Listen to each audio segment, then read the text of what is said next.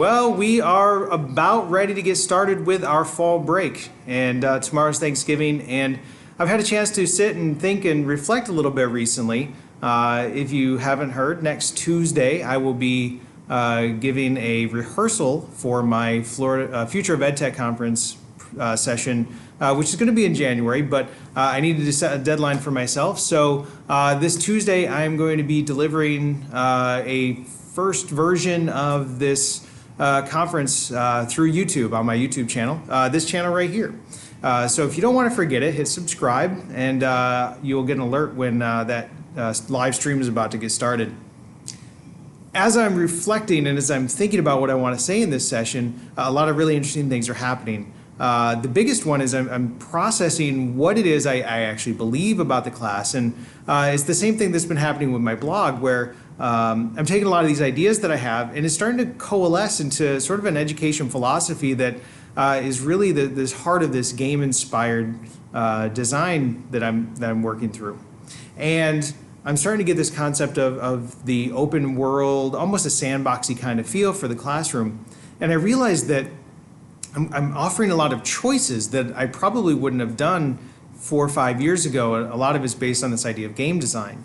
I had a recent opportunity to reflect with my curriculum coach, who she just simply asked, how's things going? And I started to realize that a lot of the gains and the benefits that I'm seeing in the classroom, I think are actually coming from a lot of the choices that I'm allowing students to make. So I want to share some of the choices that I'm offering, and it really starts on day one. When students come into the class, we don't do a lot of syllabus work. I know that's traditional. First day, we talk about syllabus, we go over the goals. That's the traditional high school, college thing. But we play board games, right? So I started by playing Secret Hitler, and we got a feel for games. And while we're playing, I was talking a little bit about how my class is going to work. And the next day we came in and I offered them a choice. They could sit on one side or the other of the room, and that was going to be, I guess we'd call it their meta guild, right? That's what I've been calling it.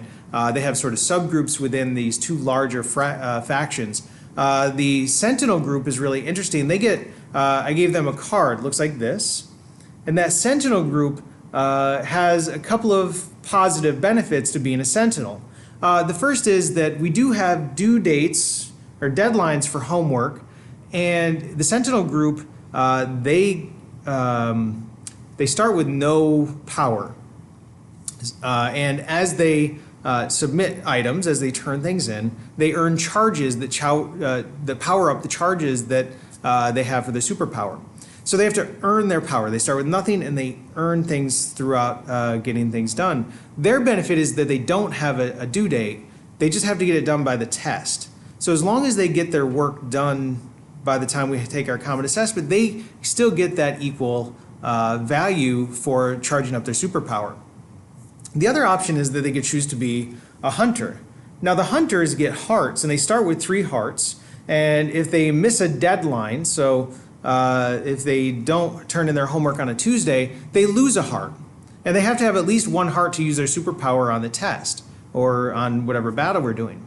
So the hunters do have due dates and deadlines. Now they can earn that back by just doing an extra little bit of work. But it's based on this concept of loss aversion, right? They don't want to lose their power. They want to keep what they already have.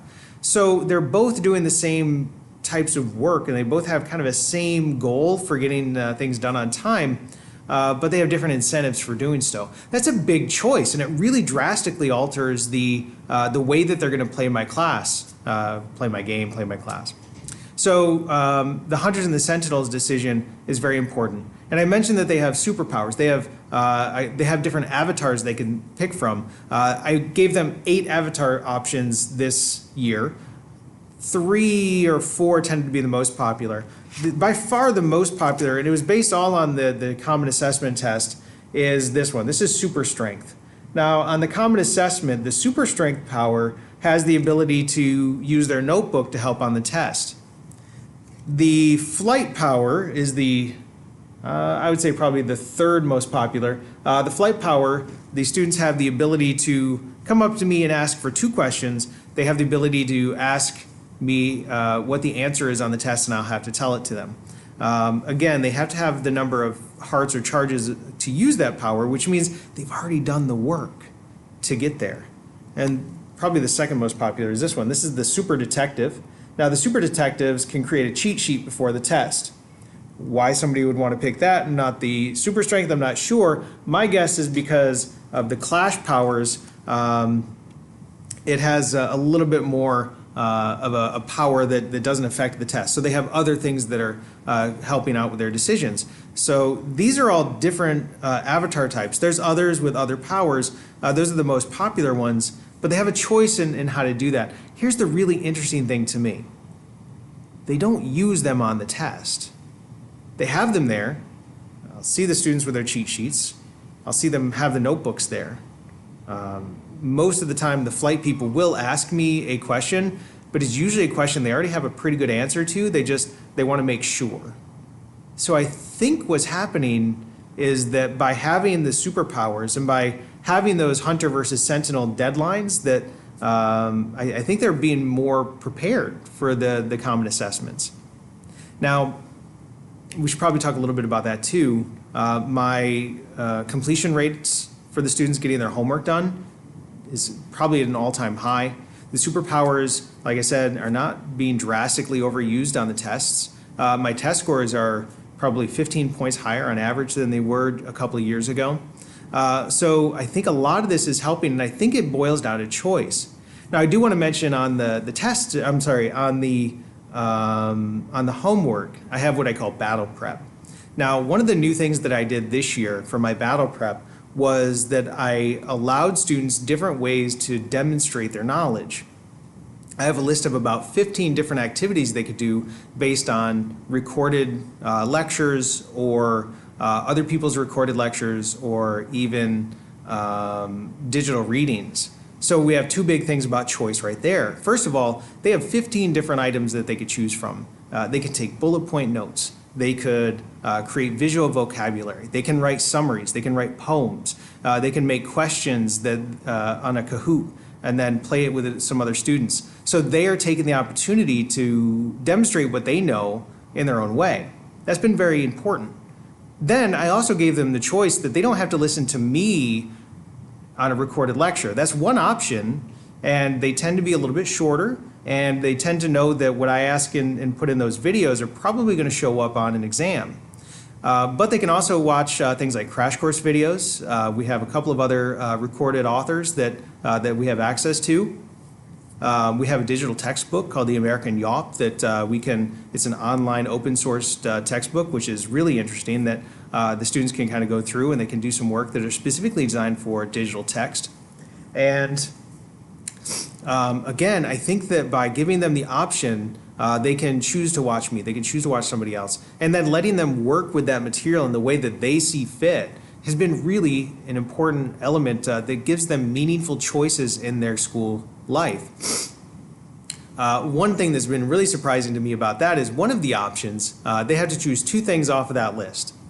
So they can write a summary of the video and do 5 visual vocabulary. That might be an option. That's 2 things off of the list. But I also said that because Cornell Notes in our Avid school is very important, so I said if you choose to do Cornell Notes, which if you haven't seen Cornell Note style notes, you probably should look into them. They're pretty impactful. If you choose to do Cornell Notes, you only have to do one thing off the list, which is kind of a trick on my part, and the students don't really realize this, but to do Cornell Notes, you have to take bullet point notes as you're watching the video. You have to write a summary. You have to write higher order thinking questions in the left-hand column of the notes so that you can then use those to study from. So there's a lot more going on in that, but students last year, and actually since I've been here, they complain about Cornell Notes. They come to me as juniors and they say, you know, we're juniors, we're going to college, why are we doing Cornell Notes, blah, blah, blah. And interestingly, almost, I would say 90% of my student population is choosing to do Cornell Notes rather than these other activities. I think it's because it's a choice, right? I'm allowing them to have other ways to do this, but they are the ones that are choosing to go through and do that. It's been kind of funny actually from my end, knowing that other juniors complain incessantly about these. But having the choice is important. I know that in my own life.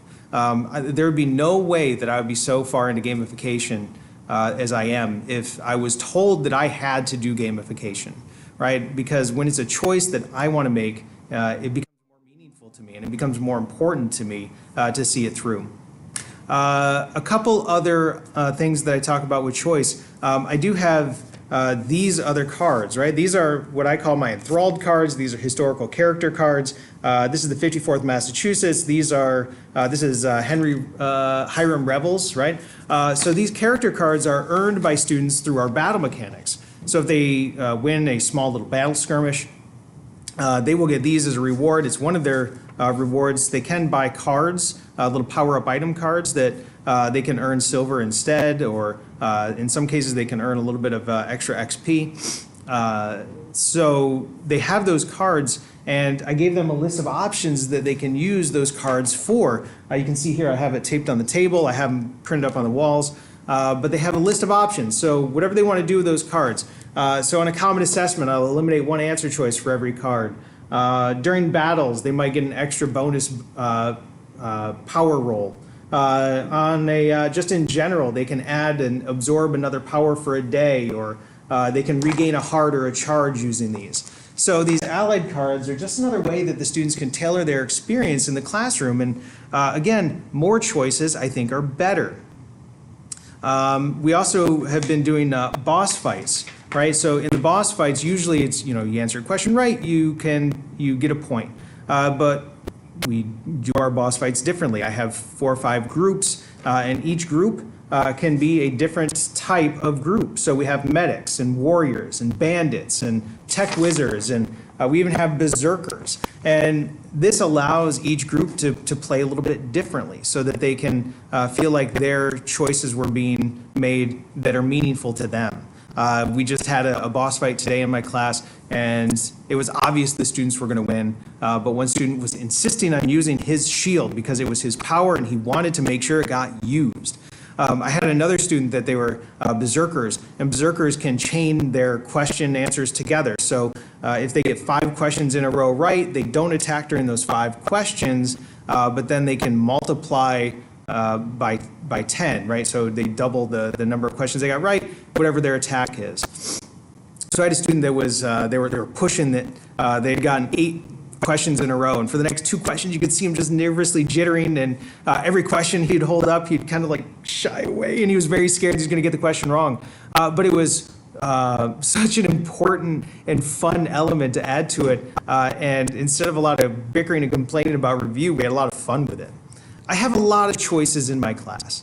I let them use their time how they want. They can go on various quests. They can do the main mission quests. We have ranking quests. There are, they can do their battle prep. They can do things like USA test prep, which a lot of them want that sort of traditional route.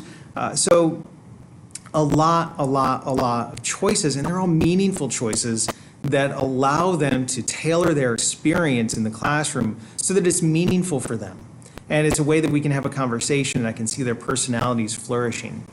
And if you've made it this far, I appreciate your choice to stay and listen to all of this, because I think that by opening up the world of the classroom and allowing students to have more choices, we're really allowing them to learn in a way that they want to learn, in the way that they feel is best. And I think it really does have a lot of good results.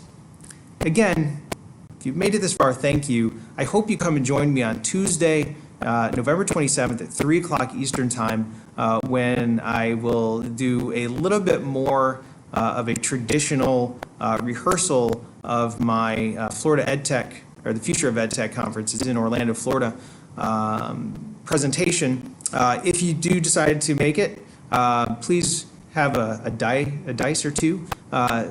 Dice? I don't remember. Because I'm gonna try to test out to see if some of my spreadsheet ideas work across the digital platform. So thanks, and again, please hit subscribe and like this video, and I hope that you can join me again. Good night.